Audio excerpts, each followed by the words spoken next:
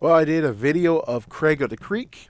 I should have actually have done 10 episodes later. How are they doing? Which they're doing still good. They're doing good. They're doing good. But anyways, this video is not about how they're doing when it comes to the series. It's about the usual thing that I find when it comes to watching a series and liking it.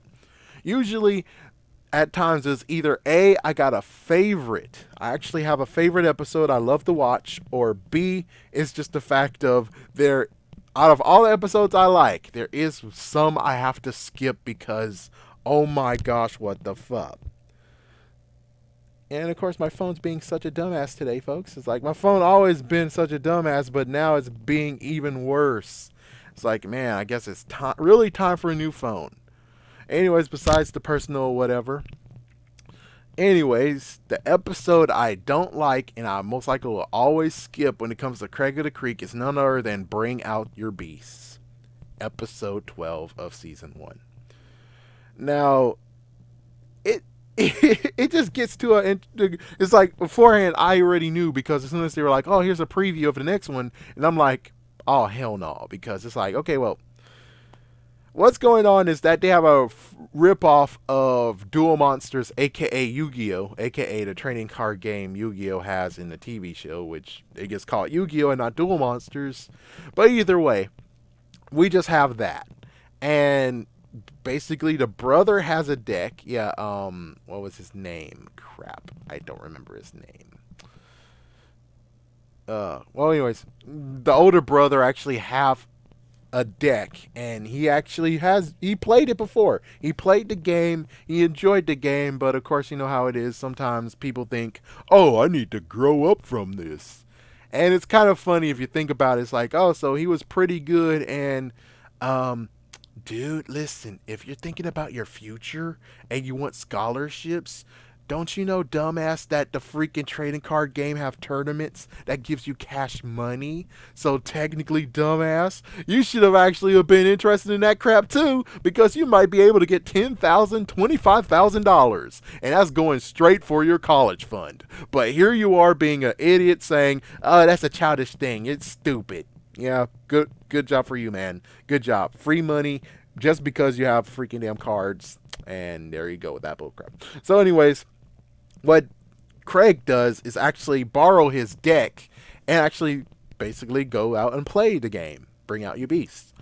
Now, here's where it gets very, very what the fuck. It's the fact of he plays it, it turns out the deck was bad, but then all of a sudden it turns out he has an ultra rare card that actually will wreck the game.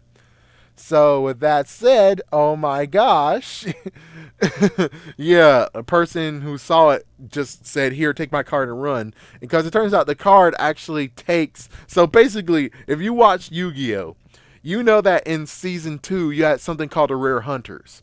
So that is what the card is. The card is actually a Rare Hunter, where it takes the craziest part is like it doesn't even take the most valuable card. It's just that the card that was out while it was being played is taken away from the owner.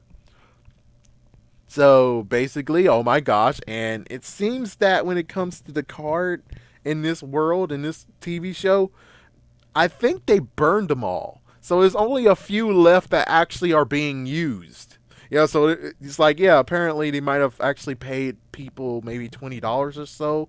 And well, he was a kid, so he didn't even know about it. But yeah, maybe $20. Maybe they paid off the people who owned those cards. They took those cards. Now they're in a warehouse somewhere, or they burned them. And there's only a small few of those cards left.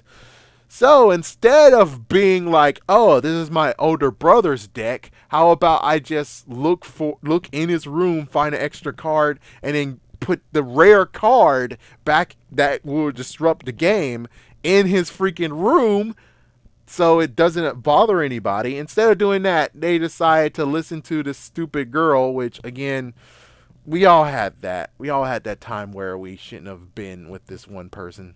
Me, it was Vincent. Vincent stole my Pokemon card. It was Rapidash from my pocket, and I didn't want to say anything. He think it was slick, reaching into my pocket and taking it out, thinking he's slick that he stole. That he actually got away with it. I confronted him, and he was like, "Yeah, I should have confronted him even more. I should have been like, hey, empty out your pockets, then, dude. Empty out your pockets."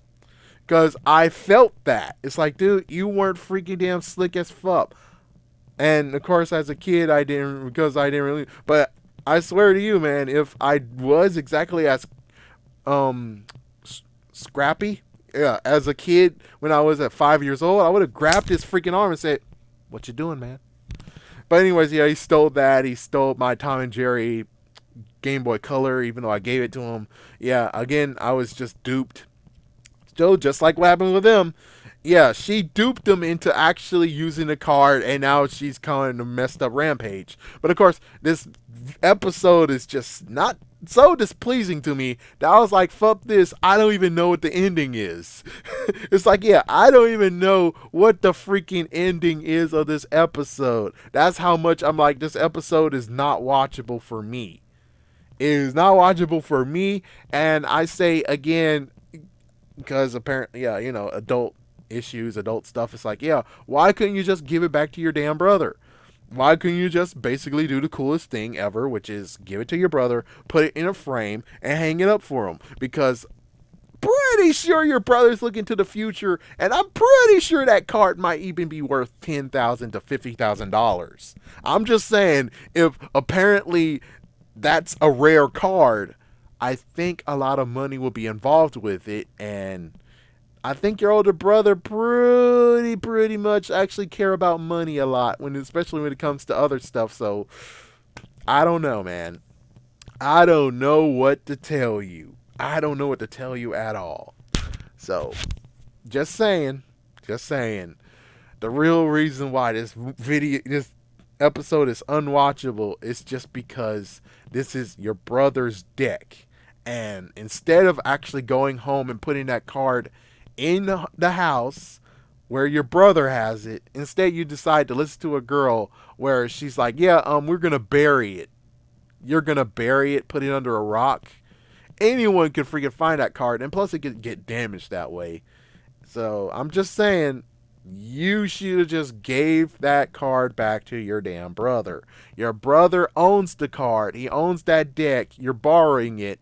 You need to just give that card back to your brother and then look for a new card, which apparently, yeah, you already have a new card. You have that GOAT card. So technically, you're perfectly fine. So I don't know how it ends. If you guys know how it ends, put it down below, because I'm pretty sure I'm not going to watch it all the way from beginning to end, because it's just one of those episodes I'm like, I just can't watch from beginning to end. I just can't watch it because it is very painful. And I'm like, dude, that's your brother's deck. That's your brother's card. Take it back home. Put it back home. Anyways, yeah, that's all I just wanted to say. But Craig of the Creek, every single other episode is pretty fun. But this episode is the only one that really actually just gets to the honor of not ever watchable by me. So, yeah, thank you for watching, folks.